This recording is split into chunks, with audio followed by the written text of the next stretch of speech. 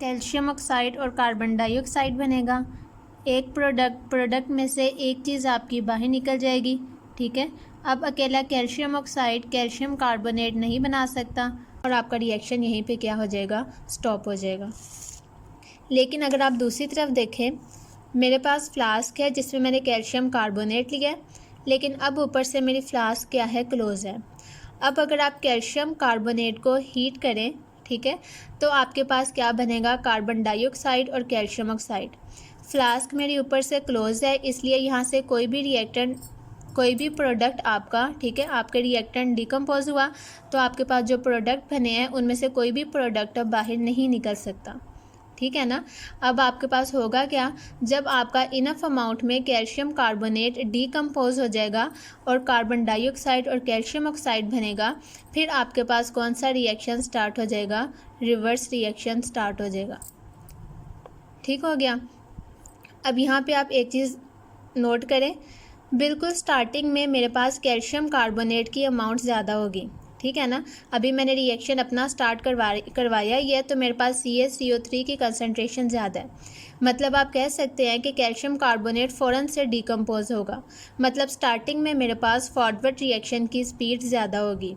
बिल्कुल स्टार्टिंग में मेरे पास मेरा प्रोडक्ट अभी ना होने के बराबर है, ठीक है। शुरू में मेरे पास रिएक्टेंट्स ज़्यादा हैं लेकिन प्रोडक्ट ना होने के बराबर हैं, इसलिए रिवर्स रिएक्शन की स्पीड बहुत ज़्यादा स्लो होगी, नेग्लिजिबल होगी, जबकि फॉरवर्ड की स्पीड क्या होगी, ज़्यादा होगी।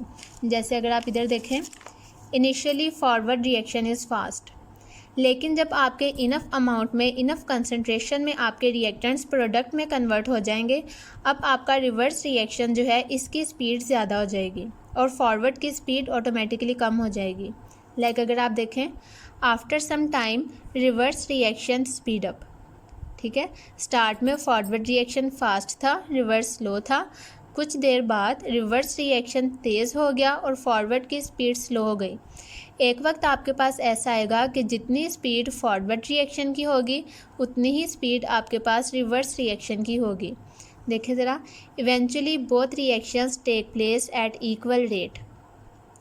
जब आपके पास जितनी स्पीड फॉरवर्ड रिएक्शन की हो उतनी ही स्पीड रिवर्स रिएक्शन की हो, ठीक है, फिर उस स्टेज को आप क्या कहते हो, केमिकल इक्विलिब्रियम, ठीक है। इसका मतलब अब आपका रिएक्शन इक्विलिब्रियम पर पहुंच चुका है, ठीक है। नेक्स्ट अगर आप देखें तो मेरे पास पॉसिबिलिटीज़ है केमिकल इक्विलिब्रियम की। फर्स्ट इसमें हम देखेंगे स्टैटिक इक्विलिब्रियम को। बच्चों जो स्टैटिक है ना, वर्ड स्टैटिक का मतलब होता है साकिन। साकिन किसे कहते हैं, किसी चीज़ का मूव ना करना, ठीक है। अगर आप डेफिनेशन देखें, when reaction ceases to proceed, जब आपका रिएक्शन प्रोसीड करना स्टॉप हो जाए, जब आपका रिएक्शन मज़ीद प्रोसीड ना करे, जब आपका रिएक्शन नियर टू कंप्लीशन हो, तो उस चीज़ को, उस स्टेट को मैं क्या कहूँगी, स्टैटिक इक्विलिब्रियम। लाइक अगर आप एग्जांपल देखें, building remain standing rather than falling down. वो कह रहा है कि आपके पास एक बिल्डिंग है, वो हमेशा सीधी खड़ी रहती है, ठीक है, वो नीचे नहीं गिरती, सही है। इसकी वजह आपके पास क्या है कि जितनी भी फोर्सेस बिल्डिंग पर लगती हैं वो बैलेंस होती हैं। लाइक अगर आपके पास एक बिल्डिंग ज़मीन पर फोर्स लगा रही है तो ज़मीन उतनी ही फोर्स रिएक्शन की उस बिल्डिंग के ऊपर लगाएगी, दोनों फोर्सेस एक दूसरे को बैलेंस कर देंगी और आपकी बिल्डिंग जो है वो सीधी खड़ी रहेगी, ठीक है। तो इस चीज़ को हम क्या कहते हैं, स्टैटिक इक्विलिब्रियम। अब अगर आप दूसरी इसकी पॉसिबिलिटी देखें तो वो हमारे पास है डायनामिक इक्विलिब्रियम की।